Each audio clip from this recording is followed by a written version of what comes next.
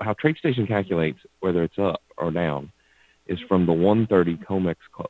Okay, so the Goodnight Gold trade, the classical definitions for it are as follows: at 11:30, if I'm in front of a computer at 11:30, if gold's up more than 3, I go long. If gold's down more than 3, I go short. Now, there's a couple little caveats there, and I'm going to explain those in just a minute. I use a 6-point stop loss and either a 20, 40, 60, or an open target. Usually what I do most times is a 6-point stop and an open target is what I usually use. If you're not that cool with like just leaving open targets out there, the sweet spot for this trade currently is a 6-point stop and an 18-point target. So you're risking 600 to make 1800. You only need to be right about 1 out of 4 times in order for this trade to make money for you. You got to be willing to give some money back on this thing, all right? Because you're going to be in bed. You can't control any of that. So I've shifted. I used to be a vampire where I would stay up anywhere. My normal bedtime that I would go to sleep was usually around 2 or 3, all right? Because I'd be up late at night working on stuff. And I've shifted to where now I'm going to bed at 9:30 and getting up at 5, all right? So I've got to change the trade a little bit. So if you still stay up late, still use the classic definitions at 11:30. If gold's up more than 3, go long. Down more than 3, go short. Now, what I will do in this case is on a swing chart, there's a couple things that I look for. Actually, there's only one. I want to see if the overall trend is up or down, okay? So on this up move, I wanted to be long on almost every Goodnight Gold trade. On this downtrend, I wanted to be short on almost every one.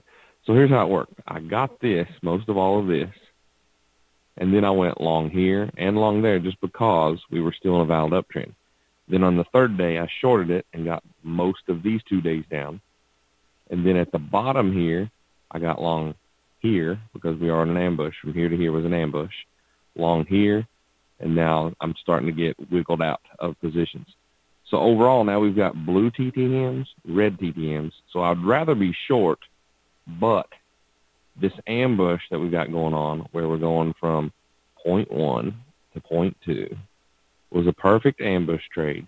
And then that inverted ambush, which now we go 0.1 to 0.2, was perfect. Buy here, sell there. Buy here, sell there.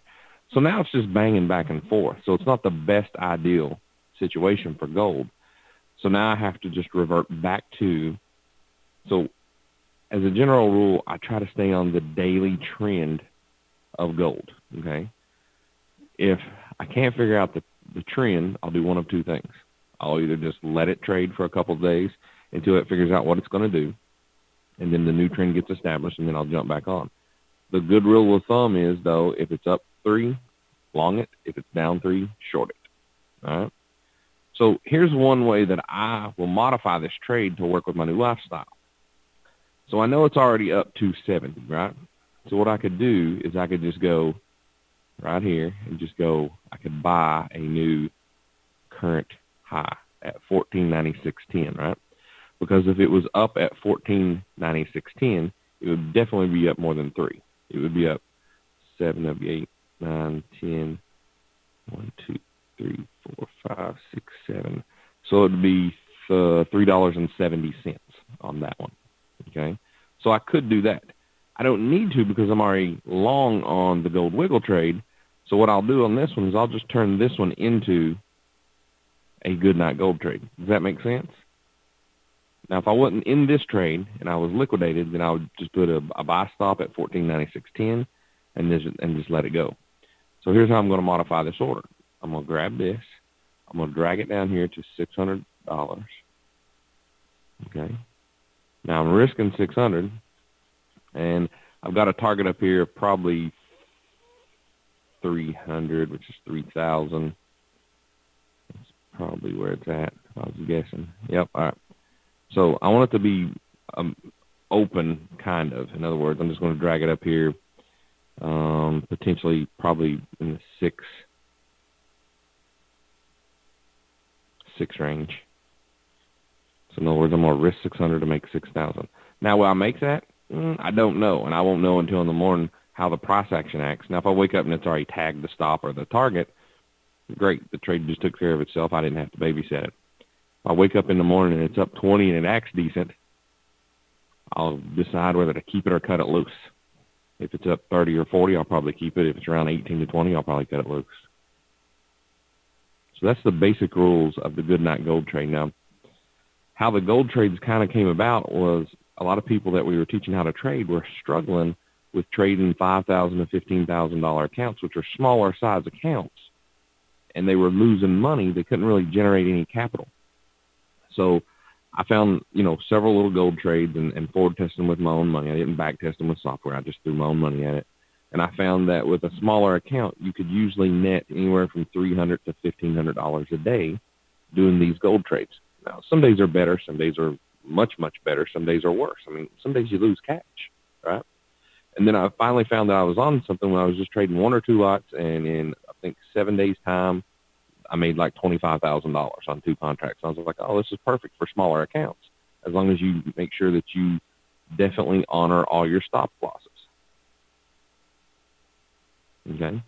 So it's a perfect thing if you continue to lose money on the indexes where they're little sprinters. They run, stop, and reverse, run, stop, and reverse.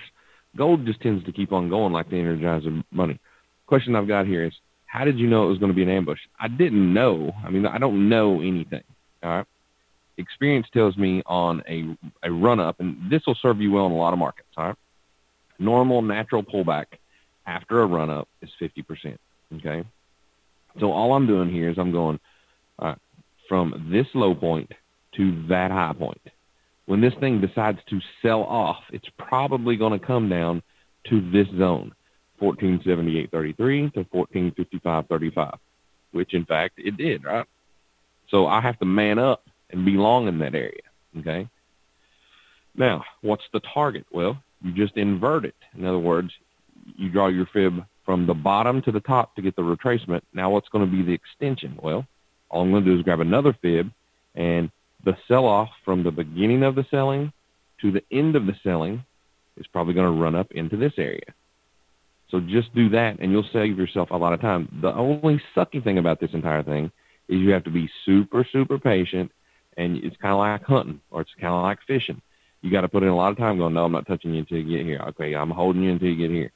So it does require some patience, but you'll get paid if you follow your discipline and your trading plan. So that's kind of how the ambush works. You can use it on a ton of different stuff. It works across the board. Yep, no problem. So any questions about the good night gold trade or the gold wiggle trade? Now you can see, what's the gold doing now? It's waking up a little bit. It's 9:30. It usually starts really getting active around 11:30 because then you got the European market open.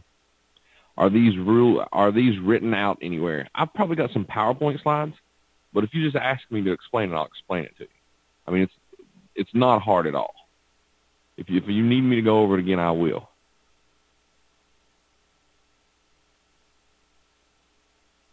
The only problem with me is I can teach you something step by step and break it down, but I'm not a big typer.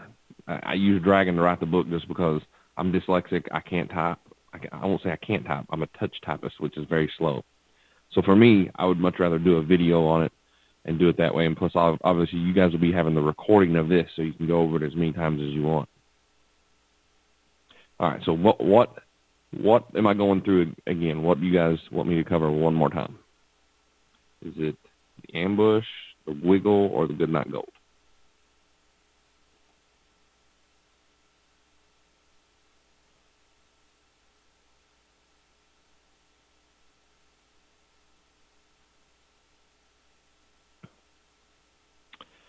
All right, ambush, 1, 2, 3. I can type fast. Okay. Ambush, and wiggle. All right, so I'm gonna cover them again real quick. So I've got one comment here from Gary. I find that gold stops and reverses overnight often. Lots of players in the night zone, and they seem to manipulate the thin market. I frequently get stopped out when the gold is actually moving in my direction. Please comment. Gary, how big of a stop are you using? And then also, how many contracts? I can fix this problem for you real quick.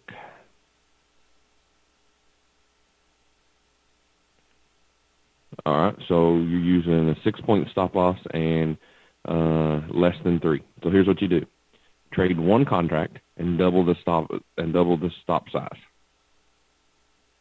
So you'll be less apt to get wiggled out. And then on that move that you get established on, then when you're up about 20 points on the trade, then you can add another unit. So break down your 3 lots into unit 1, 2, and 3. Okay, so instead of using a 6-point stop loss, use a 12. Then as soon as you're up about 20 points, add another car. Okay?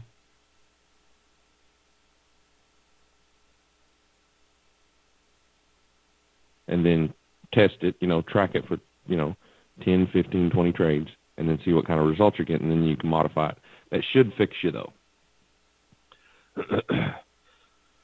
Now, all right, so let's cover one step. Let's go, that's a good question because, I didn't get stopped out in this mess. I did get stopped out on these 2 days.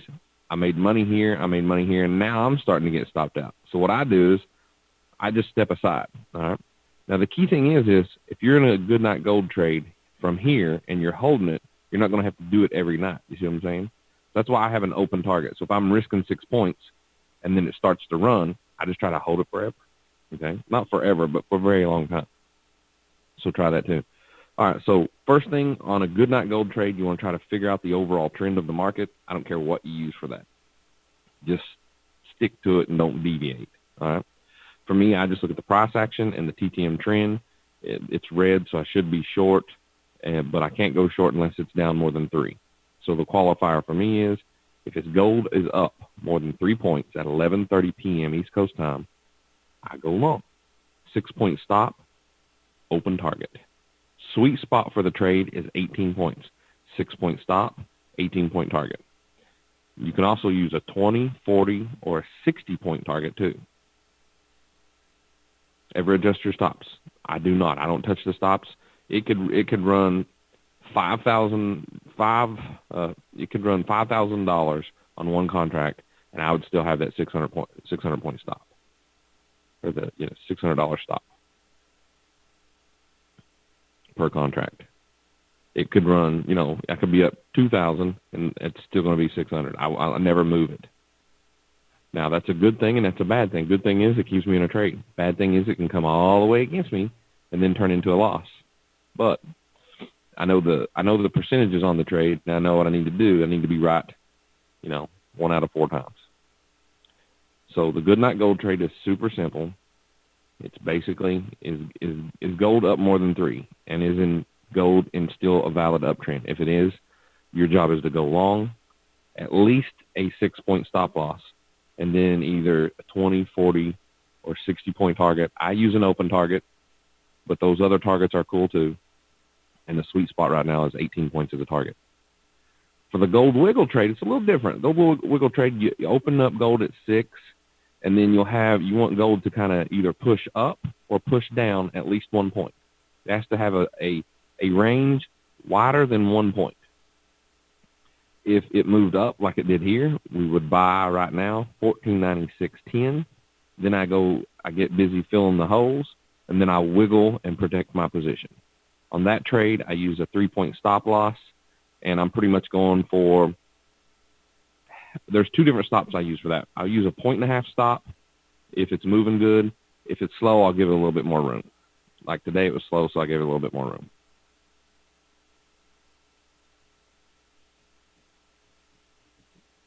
So the good night gold trade, we've covered that.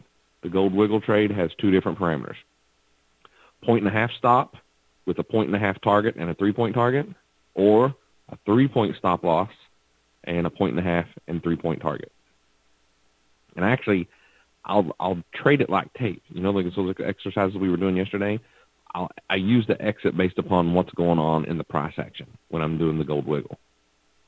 The entry on the gold wiggle is first, you're looking for that initial push when gold opens up. If it has to be in at least more than a point wide range. In other words, when it opens up, it has to move either a point up or a point down. And then I will do a buy stop at the high and a sell stop at the low. So in other words, if we have our point and it's moving up, then my buy stop will be 1 point and 10 cents. If we have a down move, then my entry on the sell side will be 1 point and 10 cents to the short side. Yep, no problem. Now, lastly, on the ambush is just a 50% fib retracement from market structure lows and market structure highs, or just from the most recent higher low. All right. You do have to have a little bit of experience just picking the points, but it's not that big of a deal. So in this example, let's walk through it. I'm going to let me remove the Darvas block here for you so you can see it a little clearer. Okay. So in this example, this is the most recent low. Okay. Most recent low to the most recent high. When gold started to sell off, I had to wait until it came down to the yellow line to buy it. If it breaks the red line, I bail. Okay. So if I'm long in this area, right? If I'm long in here somewhere, right? Or in here somewhere, in this zone, one of these two zones, in between the yellow and the red, my stop loss is slightly below the red, then where's my target going to be? Well, you could use a 20, 40, or 60-point target, or you could just have open, which is what I had on this one, and then I just take the Fibonacci and I go, this was the move from this move to that move, so then my target is going to be, if I'm long from 1480, right here, the yellow line, my target is 1519, right there. So I'm just going from ambush to ambush, all right? So let's drill down a little bit farther or further. Let's say that this zone from point 1 to point 2, then now look, what's it supposed to do? It should come up here, tag this area a little bit, and then roll back over. Plus you've got the red TTMs. The momentum is moving to the downside. Probably going to happen. It's probably going to break down through 1480. Now, I can't really do that until gold overnight goes down more than 3 points. So if I wanted to handle that, what would I do? Well, I would say it's up 270. Then I would take, 270, and then I would go 1, 2, 3, be 95, 95 minus 3, and then just come down here to 92, and just go $92, and just short it right there at that point. That would make gold down more than $3, right? I will caution you, don't do a long and a short at the same time. I've never had those actually work out well, where you long one, you have a long order and a short order. Almost always what happens to me is I get one filled and get stopped out, and then it wiggles and goes and gets the fill on the other one. So be a little cautious on those.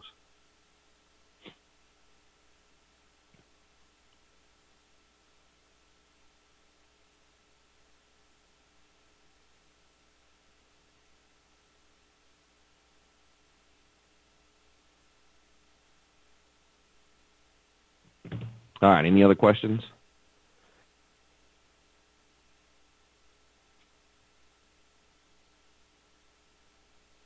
Gold's fairly easy to trade once you crack the nut and just figure the code out on gold. It's not that hard. And I think you'll make more money trading gold than you will the indexes, especially since it's so easy to trade when it starts trending. Just right now, it's in a little bit of a funk, and it's just in a little bit of a bad mood.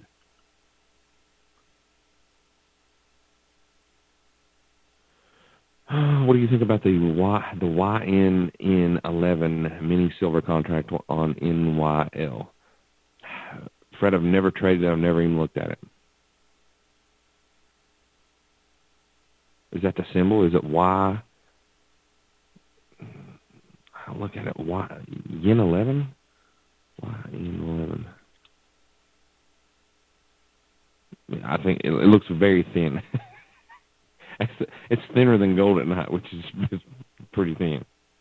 Not a lot of volume there. I guess you could trade it though. I mean, it's very thin. The B wave is what John relies on. Is it long? So that it's long, so it seems to be that the right direction as far as the wave indicator is concerned. B wave is what John relies on. Yeah, here's what I would do. Like, Whatever you're going to use for trend identification, just keep to that. If you're going to use the B wave, that's fine. Gold bug trade is only intraday. It's that one where we did, well, it was the only winning trade that I had today, where we had a +8, and gold was down 3. We got a +8. I shorted it and covered it at +4, or -4, I should say. That one only works intraday. On the good night gold trade, if you have a real runner, you said you would leave it open, but eventually you must take the profit. When and how do you do that? Good rule of thumb is you take, if you're going to do, here's a good rule of thumb for swing trades. You take a 2, here, let me write this down. This is easier. I can write it and talk it at the same time.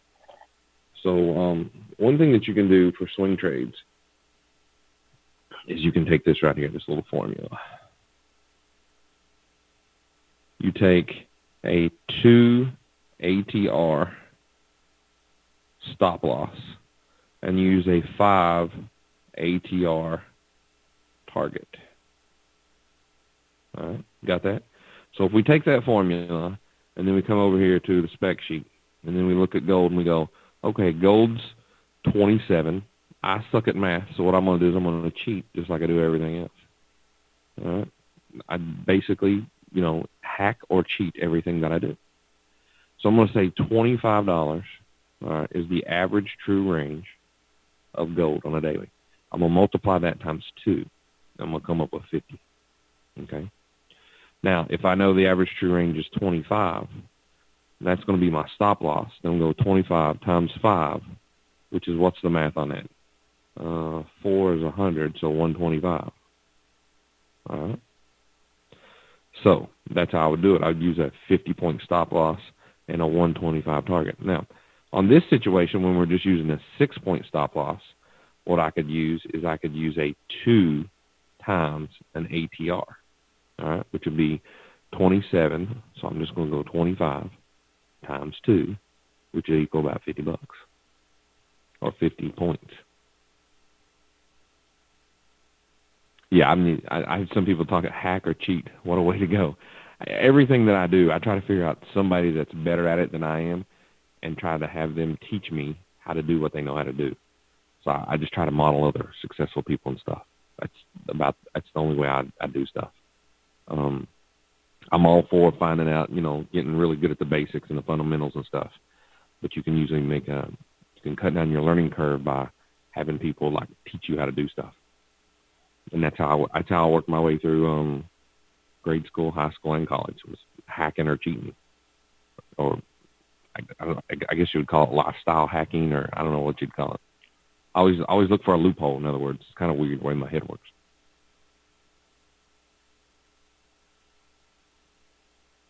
It's not always the easy way out. It's just what's the most efficient ways to get results, I should say.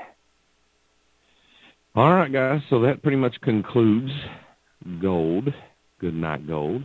Any questions? We'll wrap this up, and you guys will be on your way, and you'll be with Carter tomorrow at the Open trading some options.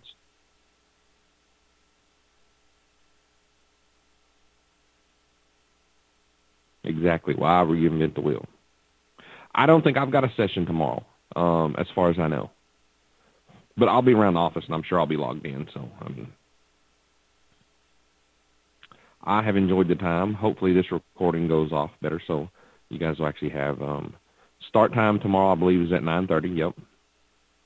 Finding loopholes is how to make money, the competitive advantage. Actually, one of my companies is called Competitive Edge Solutions, so that's one of my holding companies.